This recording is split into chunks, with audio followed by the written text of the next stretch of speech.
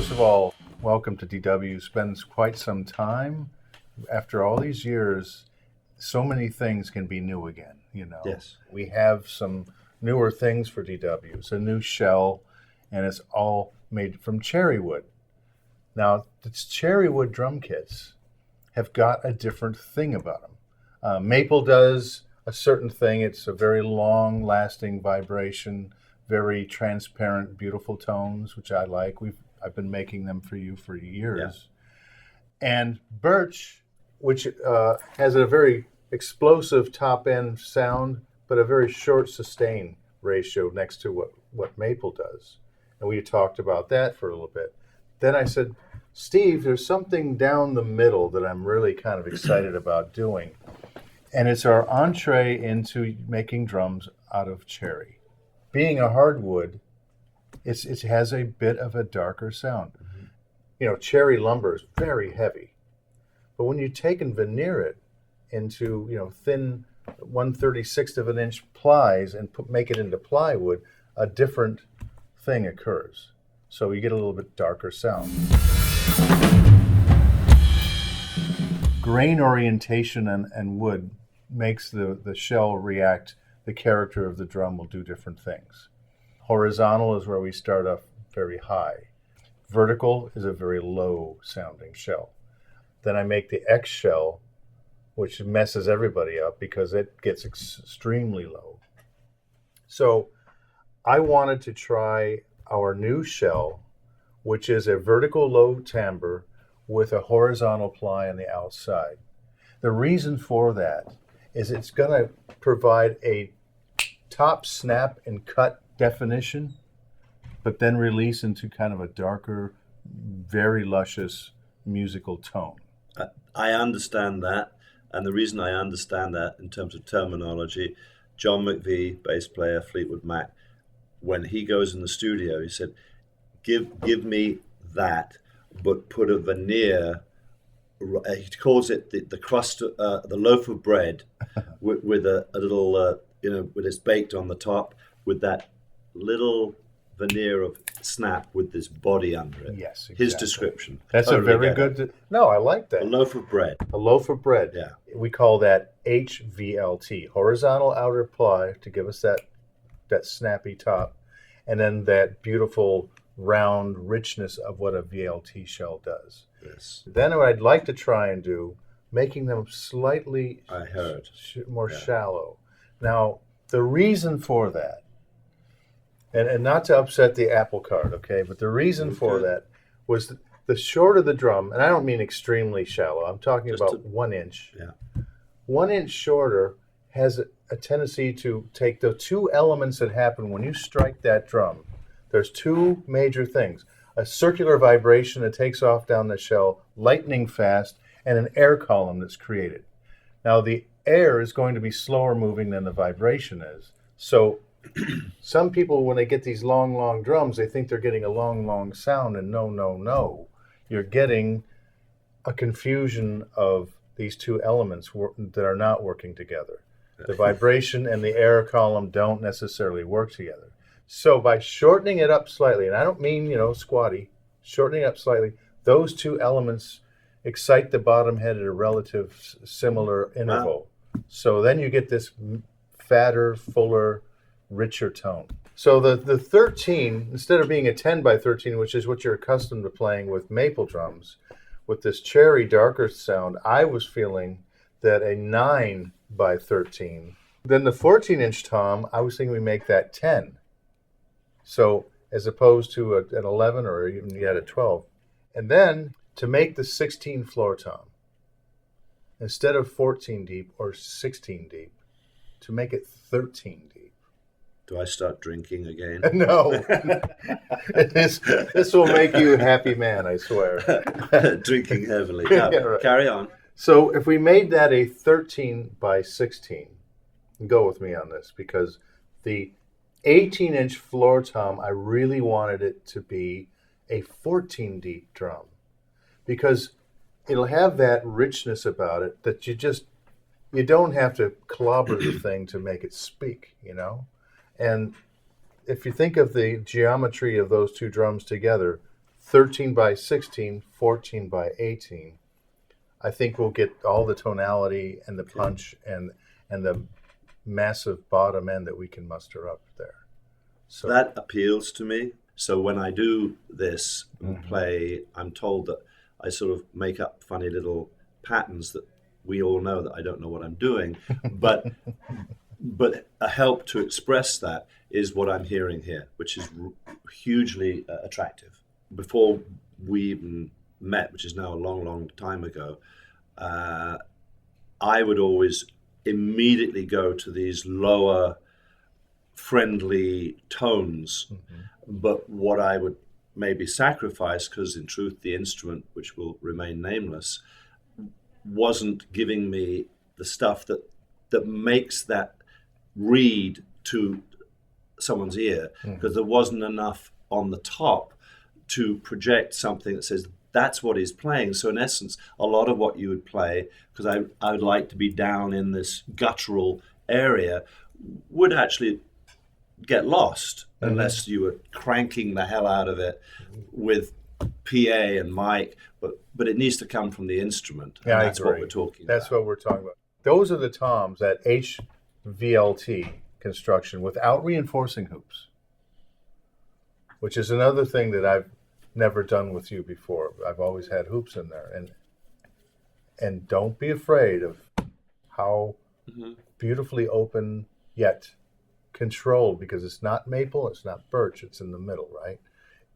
The bass drum, maybe we make a couple bass drums, and it's my vote, knowing your style and your playing, would be more in the 23 and a 24 range as opposed to a 22 and a 23. The traditional part of me goes, I'm 24 just because that's where a lot of people will have been. We want it to be complementary Yeah. to everything on stage, right? Under the heading of Boy Scout, I'm be prepared. Yeah. That might be great Oh, if it's not an over stress. No, it's not an overstress. Okay. And by the way, on either one of these bass drums, we're making them 16 deep, correct? Yes. 16 deep, 16 by 23, 16 by 24. And here's the thing I'd like to do with this, Mick. I have a shell that's called, the VLT is going to be vertical low timbre. Then I have X, which means it's an 8-ply X shell. Plies are running like this, right? Diagonally, one after the other. And that's an X shell. A VLX is 2 vertical plies somewhere in the center of the shell in the construction, which brings the pitch down. Then I've got this thing called VLX Plus. Instead of 2 vertical plies in the middle of the 8-ply X shell, there's 3. And I might put 4. But I don't want to kill our friend John, because you can hurt small animals at 100 yards or something like that. Okay. So we'll play with that, but I had factored in a VLX Plus. It's a three vertical plies. Okay. This drum's going to have rings, right? Oh yeah, and I Okay. want to put reinforcing, just because I'd like to have that point snap on the kick drum, and then let it develop the body Right. after. Right? For me, that's the loaf of bread. There we go. Still. Yes. The snare drums, I'm very encouraged to try and use some new technology, which is called the top edge. You've played the edge snare, which was the brass Correct. rings top and We were bottom, talking earlier. Yeah. which were lovely and nice because you can tune them down.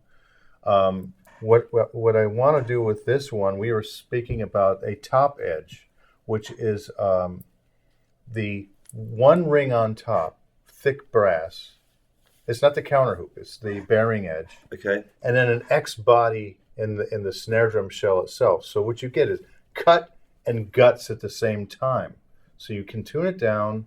It's an authoritative sounding snare drum. It's got lots of smack from the snares underneath, and I'm hoping that this is something that you'll enjoy playing because of the accuracy of the sound. Then to have another one, I thought it'd just be a VLT, which you played before, and a 10-ply 7x14. So there's 2 snares we're going to start with there. So I think at this point it'd be healthy for us to go look at some of the cherry plies, etc. I want you to see it and understand what it is and what it's all about.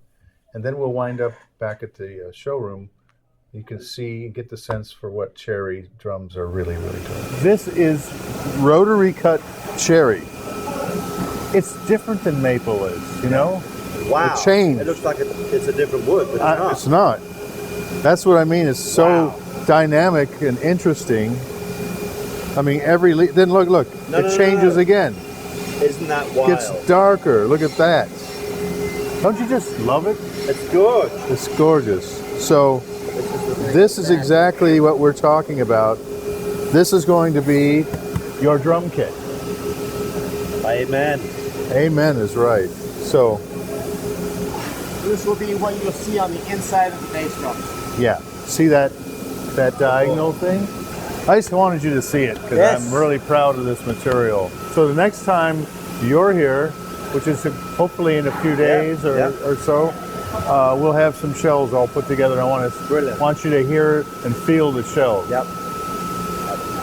Every step of the way. Every step. Okay. So from here, I'd like to show them what the kit looks like in the showroom.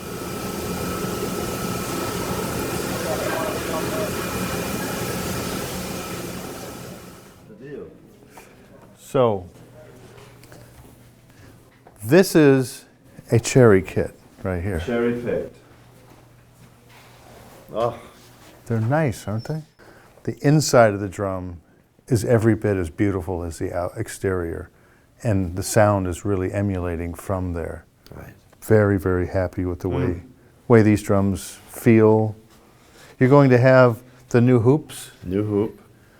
and that'll all be in gold hardware, correct? Yes. Okay, so these will all be gold. And if you hit this kick drum, you'll feel it does a thing. This is what you were talking about the other day. Was this the weapon? Oh yeah, this is.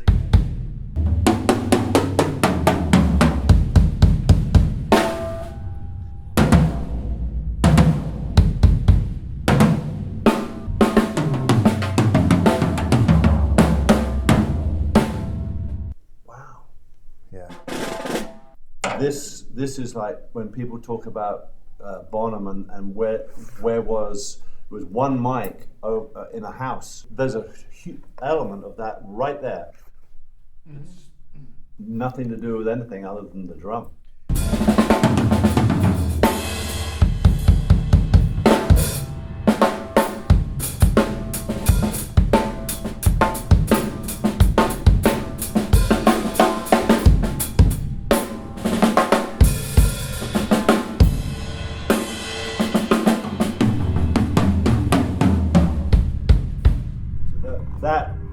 That's really, I mean, in terms of what I was talking about, like the doom boom boom boom. It's really, I'm not doing a lot of business. I'm with that whole musical thing really helps to make a full deal out of the little bits that I do. Yeah. It's really important. I think we're on the right track. Cool. I believe.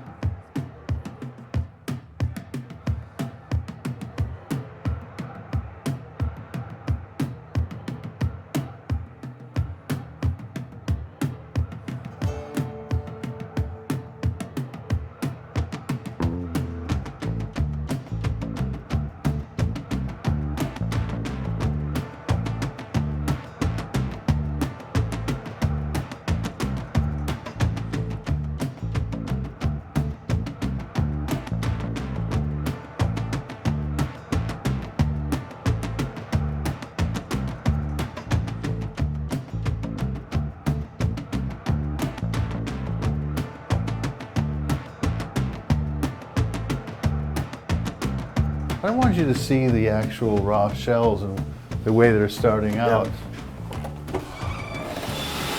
cocktail drum. Okay. There's your 13 and 14.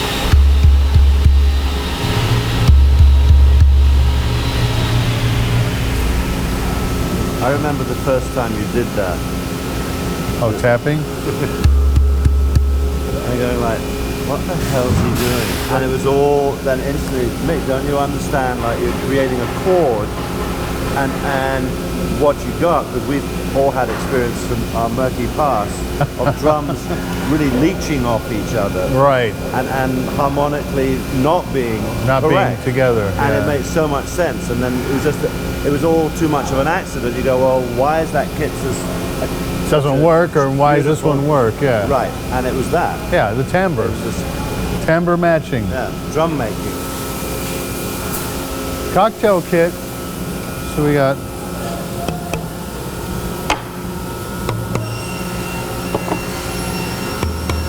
Oh, did you hear how that went? No. Listen.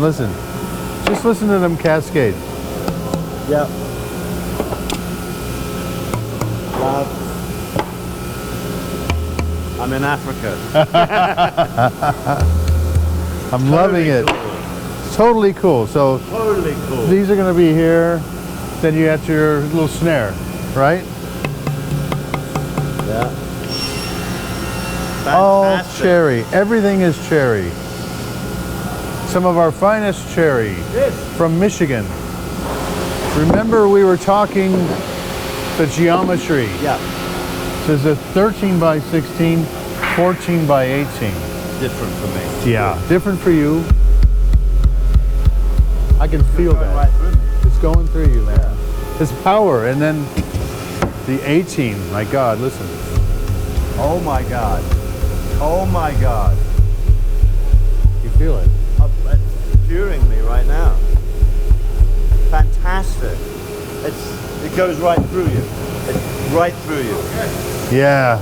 So it's the VLT shell with the horizontal, so it's the HVLT cherry shells. This is one of our newest things. And when you play these, they've got such musical power that I think it's going to be the right thing for what you're doing. Right. And we got the snare drums. This is the 7 by 14, correct?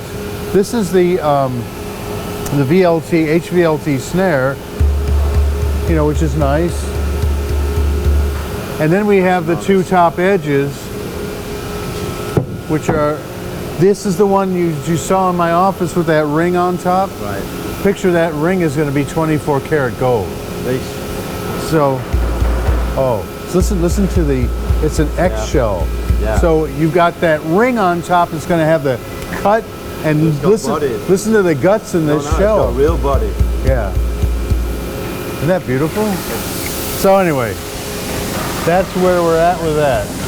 What do you think? I love it.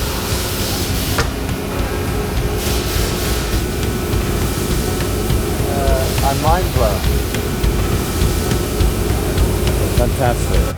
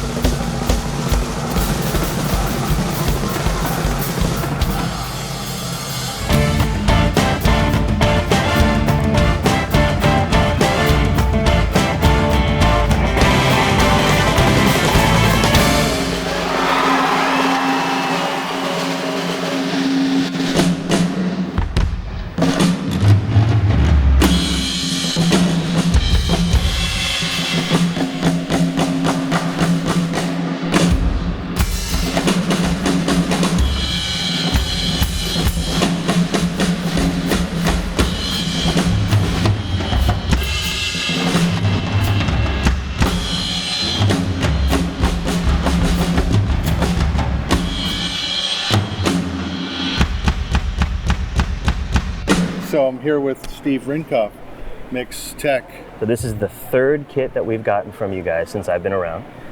And each kit has bested its predecessor in unique and different ways. Glad to hear that. And this is by far, the biggest leap from things like the True Hoops, which make these drums fantastic. I spent a year of my life on that. It was a year well spent. Oh, thank you. They make these drums fantastically easy to tune. We made all these big dies that smash it down flat, and then we rolled over this edge right here to make it more comfy for playing. And it truly is a very flat hoop, hence the name True Hoop. And I'm glad you can see the difference. It's readily apparent. I think because of that, when I took the drums out and was playing with the tuning, I had no problems getting a bunch of different great notes out of the drum, and it tuned up perfectly. The cherry sound, the sound of this particular kit. For us, what we heard immediately was that they were warm, a little bit darker. A little darker. That's the whole idea. And a very, very clearly defined note. Perfect. Really, really, really just direct note. Are these holders working for you any better than the previous ones? Remember, they were more of a clamp before. Yes. Now they're a tube joint. And there was more going on with the others, which made it less efficient than these. And these, it's really smooth, really tight grip on our L-arms. We didn't have to change anything up here. Oh, great. These dropped right into our existing hardware. They were fantastic. So you just popped one kit out, put that kit in. Yes. Well, I'm thanks so much for sharing that with us. My pleasure. And Sincerely. have a real good tour. Man. We will. Okay, we'll be waiting for you. Come into town. You got it.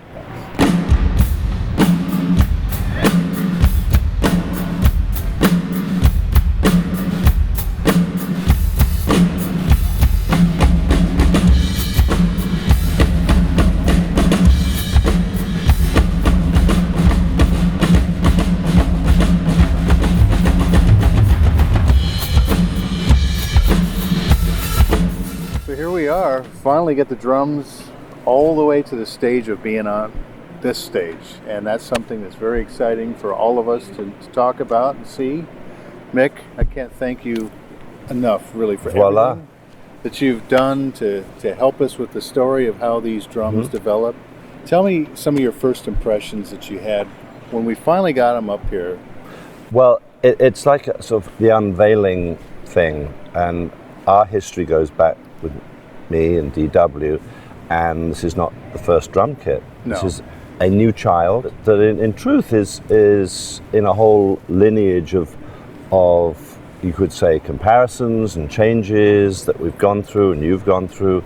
So going through that whole process, in essence, being creatively wound up by everyone out at DW in terms of what you're aspiring to do and changes that have taken place, and then having it here, it's always a sense of, I know it's going to be great, and you're just going, how is this all going to unfold? And of course it's been brilliant.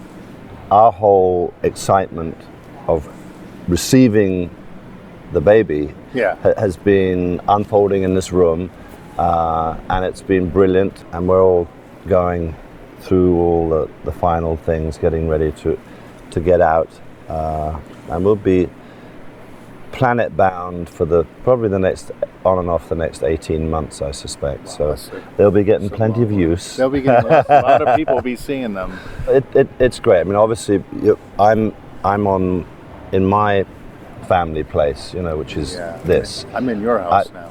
But a few days ago, in the past few weeks, I've been in your house. Exactly. And seeing all the girls and boys that work there. It's very much, talking about family, it's very much the meter of DW. I can tell it always has been. And you should be, because it's about really caring, and all of the steps, some of which we've been able to capture for what we're doing here to tell the story. It's very apparent. You can tell by the actors in the cast, which is getting these drums here, are very involved, and that's almost uniquely placed in this day and age, and it's really a lovely thing to be around. From DW and all my crew to you and your crew and your family, have a fantastic tour. Absolutely. Likewise. Thanks very much.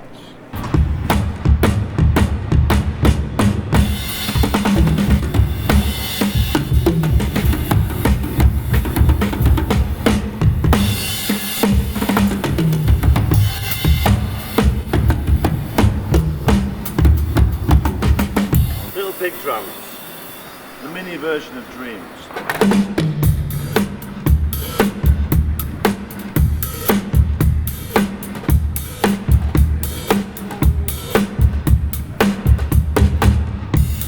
Version of cut.